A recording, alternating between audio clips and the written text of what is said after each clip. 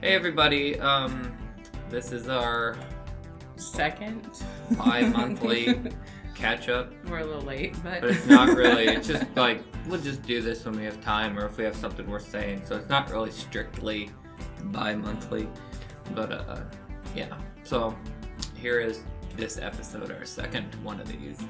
We just wanted to run through some of the things we've been up to, some of the projects that are coming up in the future, different movies, events we've been seeing or doing that we're excited to discuss with you all. And things that are coming out too. Yeah, like movies that are coming out, events that are happening. We're getting close to the Halloween season. Although for us, I mean, it starts in like end of summer. Really, I mean, for Halloween fans. No, it's all year round. It's all year, yeah. Really, it's all year, yeah. But so we saw the new uncut director's cut version of Midsommar. We first saw the original cut back when it first came out, and then so we have seen both cuts now, and kind of want to just let people know, like, if you haven't seen the original cut, then obviously see this cut. I mean, it's worth it just to see the movie. Either cut, honestly, will be just as good. What is added to the director's cut doesn't change hardly anything. So it really doesn't make a difference which version you see, but it all comes down to like character development and personal opinions. Yeah. I think in both of our opinion, the director's cut lessened the effect of the movie. Yes, they added things to make, and it made certain characters more unlikable, and I guess less like real people and more like film caricatures, which happens so often in these kinds of, especially the young people horror movie, where it's like a group of young people together. A lot of times they don't seem like real people and they seem like caricatures of what people are supposed to be. And I felt like Midsommar, the original cut, did a better job of conveying a bit more of a natural kind of repertoire between the characters, while the director's cut added scenes that made the characters some of the characters feel a little cheap, honestly. Another thing that like made a big difference, I love this scene because it was really interesting and fucked up, but at the same time, it was at night, and the original cut, except for the very beginning, there is no night scenes. It's all in the daylight, which is unusual for a horror movie. And the one big scene that they added in the director's cut, while it was interesting, it also kind of detracted from how interesting it was that it was all in daylight. Yeah, because in the original cut of Midsommar, there's only one night scene in the entire film, and it's at the very, very beginning. And it takes place before they go to Sweden to do all fun Midsommar stuff. But, so when you have that kind of, especially when you have a movie that's so drug-induced, hallucinatory kind of movie where it's like, it's very trippy and weird, having that constant light through the original cut is super effective at adding the weirdness. It's just like, it's bad. It's all nightmarish anyway, and then the fact that it's so brightly lit, it kind of disarms you to the horror that comes. Yeah. So having that night scene in the middle of the movie really broke the rhythm of that for me personally. Yeah.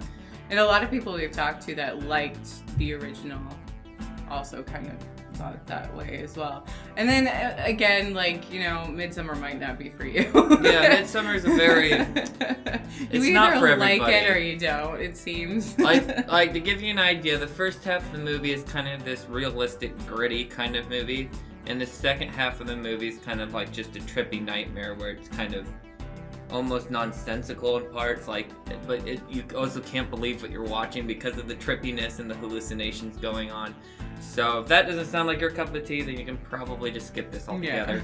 But if you have already seen the original one, I'd say if you're a big fan of the original cut, definitely check out the director's cut. Yeah, I mean, it does give a little bit more backstory, a little bit to some of the characters, some more character development that I actually didn't care for.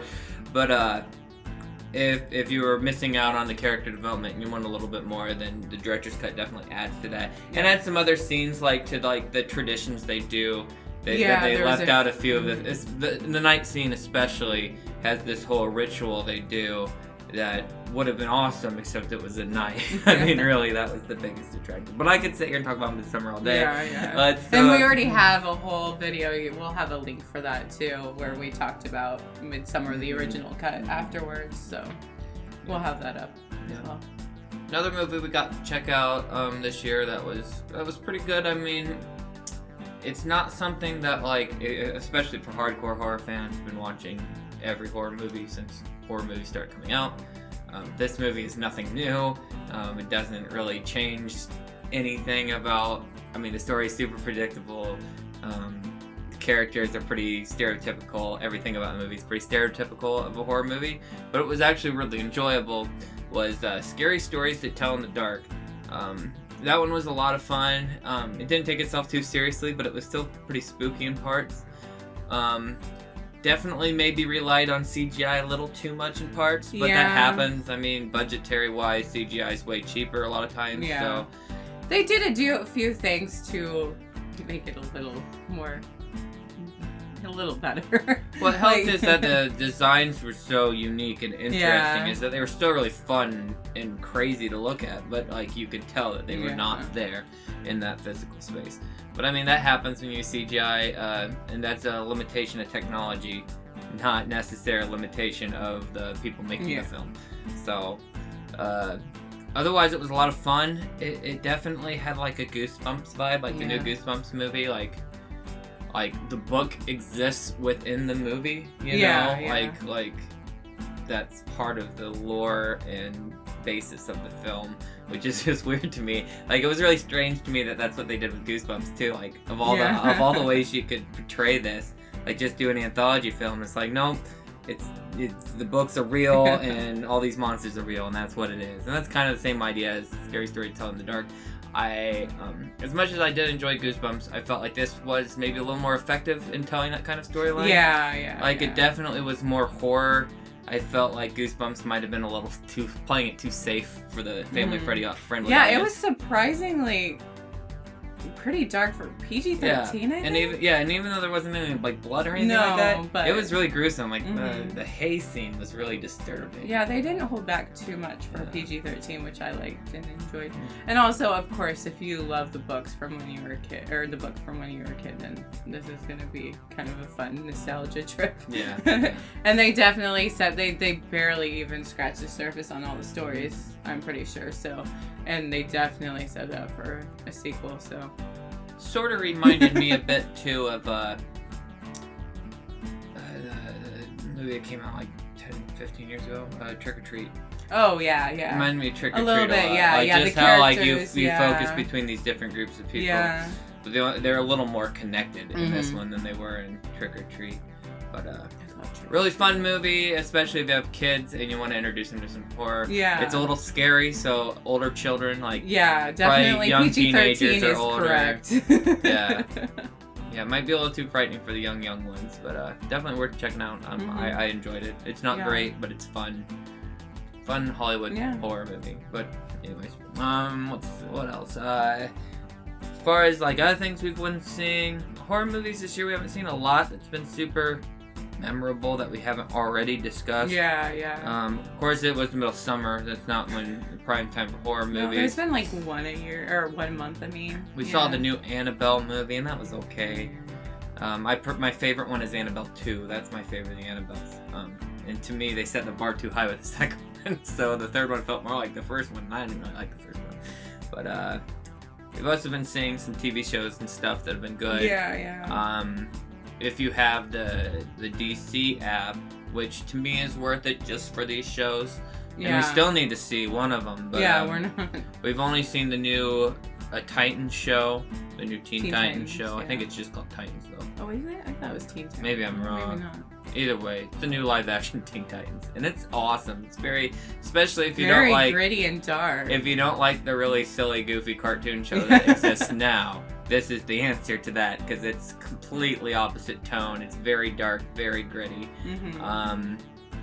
And as much as I like the Titans show, I love Doom Patrol. Doom Patrol on the DC app is amazing, and Brendan Fraser's in it, and I love Brendan Fraser. It's nice to see him back. He was such a big in the 90s, prolific actor when we were growing up. Of course, a lot of people know him from Encino Man, and then the Mummy movies.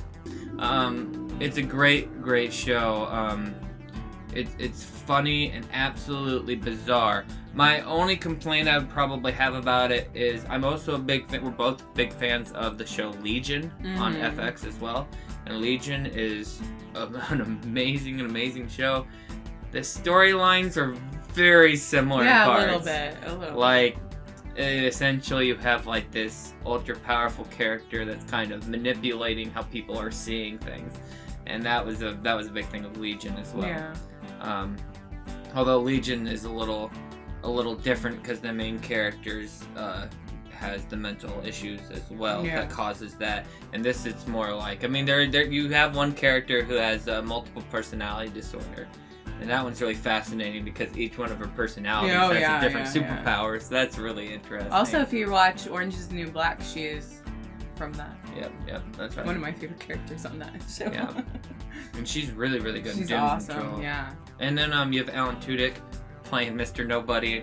Everybody loves Alan Tudyk. Oh, yeah. So you can't go wrong with that. But we haven't seen, and we haven't seen Swamp Thing yet, but I've heard that one's really good. Oh, yeah, we still need to see that. I've also heard that it was canceled, like, immediately after they made it because there was money issues where they did it. Like, they didn't do something right, and so it's all fucked up now, and sad, because I've heard Swamp Thing's really good, and it looks really spooky and scary, so I really need to see that one, but I haven't seen that yet. Okay, one last TV show we wanted to talk about. That we just stumbled upon. I just stumbled upon because Adult Swim has an app that has a good portion of the Adult Swim cartoon shows on it.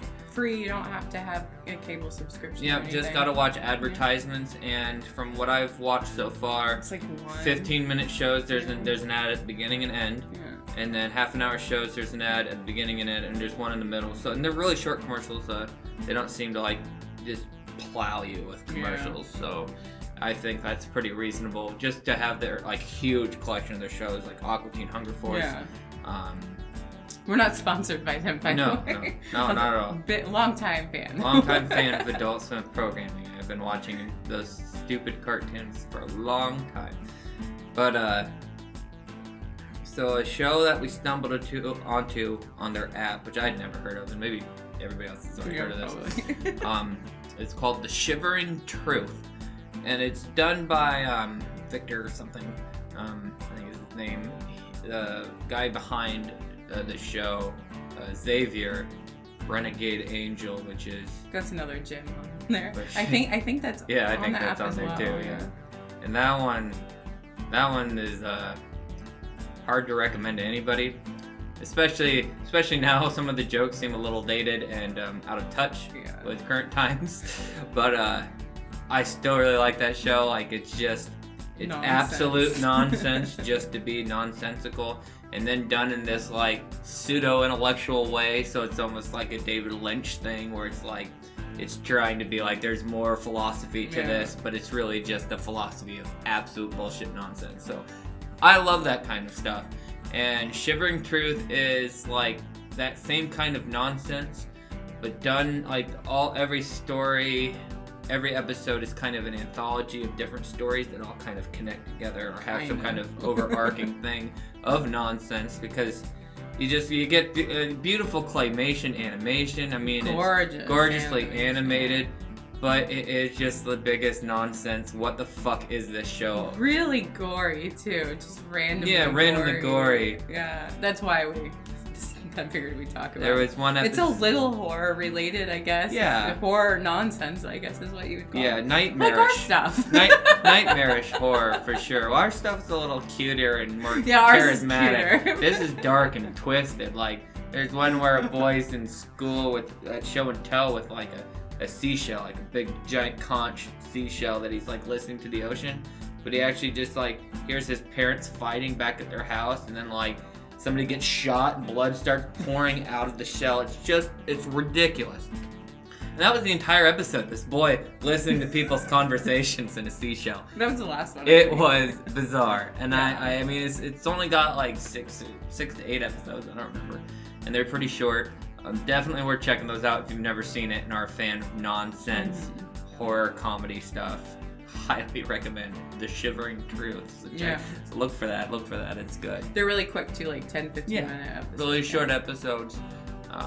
Really bizarre, fun to watch at night when you have the munchies. No, but that's a good show. That's really, really bizarre. Yeah. A couple movies we want to talk about still that we hadn't talked about yet.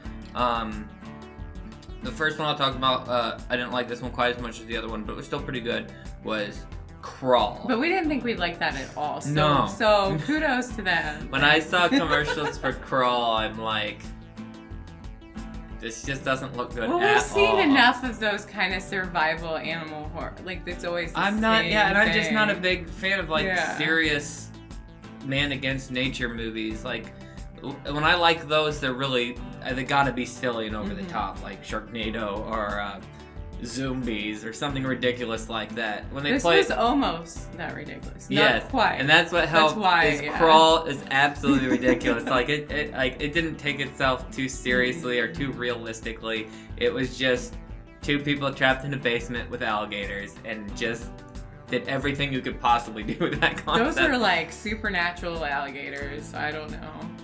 I just like They to did know some shit how that- long you have a house and not realize that there's like a alligator nest in the basement. But that's again, there's not a whole lot of logic to Crawl. It is just stupid animal versus people fun. And if you like that kind of stuff, definitely check it out. Yeah. I thought it was really enjoyable. I wouldn't even mind watching it again someday. It was a lot of fun. Another movie that I was excited to see, and it was just as good as I had hoped it would be, was Ready or Not. Yes. And that movie is very funny and very crazy. Another one that doesn't take itself super seriously, but it's so beautifully filmed and shot in this gorgeous house, mansion or whatever, and the lighting is so like old school, like almost like candlelit, but it's not. But it's like that amount of brightness. So it's like this old school kind of Victorian mansion style. I love the main actress too. She was in The Babysitter. Yeah. It's It's Hugo Weaving's niece. Samara Weaving? yeah. I'm gonna look this up. Yes, that was Samara Weaving. That's Hugo Weaving's niece. And Hugo Weaving is, that bad guy from all those movies. I was discussing with a friend. I mean, he's in Lord of the Rings as like the elf king or something. I don't remember. It's been a long time since I've seen it. But, and even in that, he's still kind of a dick, but at least he's like part of the good guys. But that's like the only movie I can think of where he's a good guy. It's like Michael Ironside. They're just like bad guys in everything. Yeah. Even when they're good guys, they're bad guys. Just like typecast forever. Poor guy. Also, another thing about Ready or Not, if you like You're Next, it's kind of similar. Yes, yeah. In the same vein. So. It's very similar, honestly, but different enough. Oh yeah. Like, whereas You're Next was a very gritty, very based in reality kind of thing, because it was like just people against people. Ready or Not's a little more paranormal. So, a little bit. So definitely check that out. A little Lovecraftian, if you will. I thought it was wonderful. Yeah. Bizarre, goofy, very goofy. It's not really scary at all. If you like horror comedies, this is a one to check out. Don't see Ready or Not if you want to be scared. Yeah. Because you'll be too busy laughing to be scared. I think that's it for movies and shows we've seen recently. That we've seen upcoming. Well, I guess we should address our outfit, especially. I didn't have as cool of things to wear today because it's gonna hot. be 90 degrees outside. But I'm a lizard, so it's fine. Well, I mean, anything I had that would be appropriate for prom night would be too many layers, and it would just I'd melt and it would be disgusting, and But we're going to Queer Horrors bi-monthly, and this month it's Mary Lou Prom Night 2. I think I said that right. I don't know. Yeah, it's Hello Mary Lou Prom Night 2. Is that just what they call like this entire thing today? Is that just like the name of it? No, that's the name of the. That's the title. That's the full title of the movie. Really? Yes. It doesn't always list that, I don't but believe it's on the cover. It's on the cover. I'm right. Hello, Mary Lou. Prom night 2. See, I was right. I believed you. I just needed to see it with my own eyes because that's fucking hilarious. But if you live in the Portland area, definitely check out Queer Horror because it's a fun time. And they do a horror movie every other month. Yeah. Still doesn't believe the title. It's very silly. So yeah, we're going to that tonight. So that is why this. Other things coming up. Of course, we're going Saturday. We're gonna see It Chapter 2. We'll probably have a video for that. I don't know.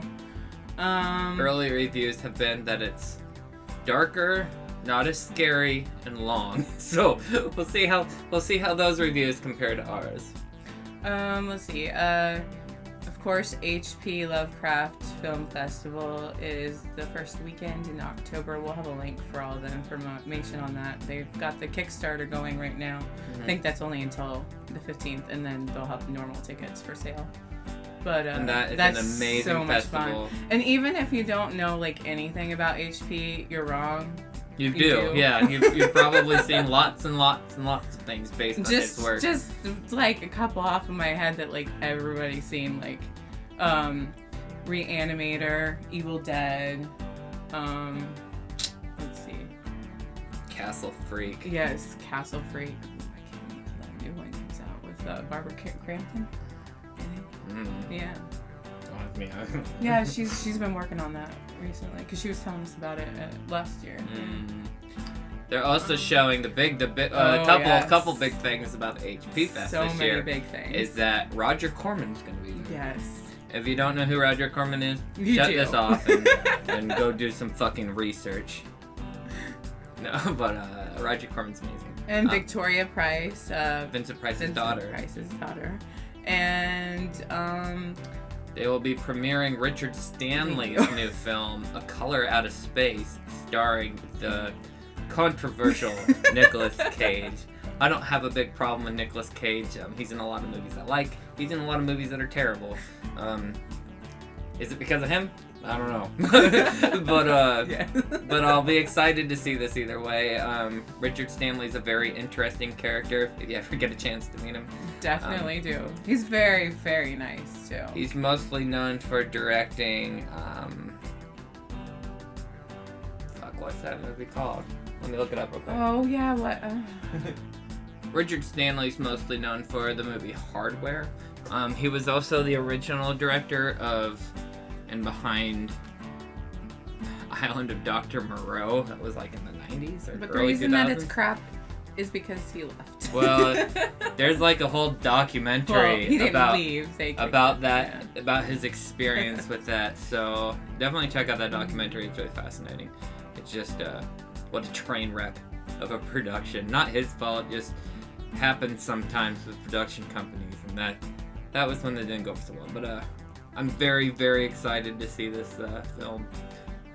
Like, my expectations are probably way too high, but knowing Richard Stanley and knowing Nicolas Cage, it's at least gonna be weird. Interesting, yeah. So it should be fun. Let's see. The I can't even list all of them, but the Hollywood has already put up a bunch of movies for October that are for Texas Chainsaw Massacre, original Evil Dead with a new score. Let's see. Exorcist as well. The Exorcist, Rosemary's Baby, The Daughters of Darkness. There's just so many. We'll put a link for Hollywood's website below, definitely. If so you like horror movies and you want to like do horror movies in October, Hollywood is the place to do it. Absolutely. Yeah. As far as we go and our own personal projects we've been working on, the next season of Trash People will premiere the first week of October, that first Thursday, whatever day that is. I haven't completely decided all that yet. But that's coming up soon. The beginning of the first of the 8-part special. It'll be every month for 8 months. Each episode's right around 10 minutes, so it's not super long. And then after the 8 months is up, on the 9th month, I will be uploading all of it together as like one full movie. The only thing there'll be a little extra too. Yeah, just a little. bit. There'll be a different ending song, like an actual whole version of the end song will be in the movie version that won't be in the regular version. So it's an extra scene. So you can skip all the way to the end if you don't want to rewatch it all. But that's coming up soon, and that should be a lot of fun. I'm very excited for y'all to see that.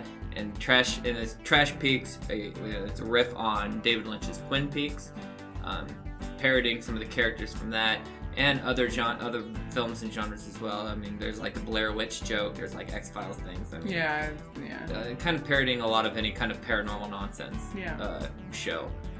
And not like specific in-your-face parodies, though. They're like what I consider our stuff to be is like loose spoofs. Yeah, loose spoofs. So it's like we recreate our own thing in the vein of their thing. Yeah. It's kind of like my idea behind that. Because Trash Peaks is very silly.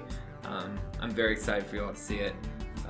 It's not necessarily required, but it is helpful if you've at least watched Twin Peaks, including the Return, season, especially the Return.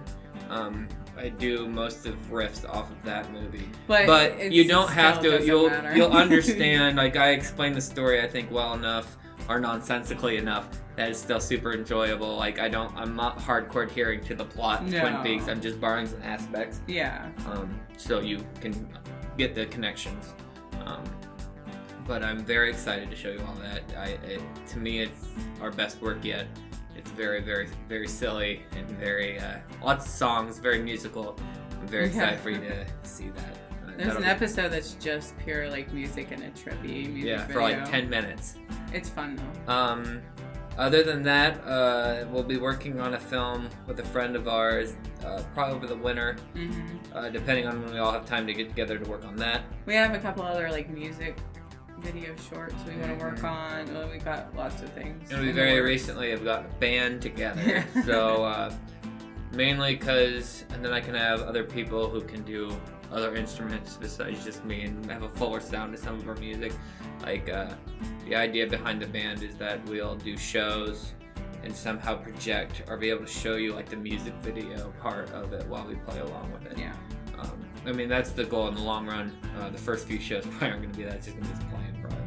But maybe it depends. Depends on the venue. Yeah, it depends on the venue and where we're at that time. We're very early on. This might not even do anything. So I'm not going to count my chickens before they hatch. So we're sounding pretty good though. Yeah, I think so. But that's what we've been working on. Oh, and then like the next Friday the 13th, I'm planning on having a horror movie cocktail for Jason, episode. Right? We're gonna do a Jason X, which is the space Jason. If you haven't seen that one, it's something. And besides that, I think that's all we had to talk about. Just stay tuned. Yeah, stay tuned for future stuff from us. We want to thank you very, very, very much for watching our stuff. We don't have a huge following, but we love the followers we have. Absolutely, every single one of you. Yeah. It's very helpful. Because otherwise, we wouldn't have any motivation to keep going. No. And I mean, I'm gonna make this shit whether people watch it or not, because it's like I have to do something. And so there'll be more.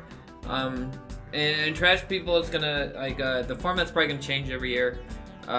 Next year I've got an idea of doing like a black and white haunted house horror movie homage for that season. So definitely stay tuned in the future for more wackiness and more weirdness from us. There's lots to come. So. Also, our short that's being submitted right now to film festivals will eventually get up on our YouTube channel. We have a new short film. I wear this dress actually. That we sent to some festivals we're waiting to hear back from.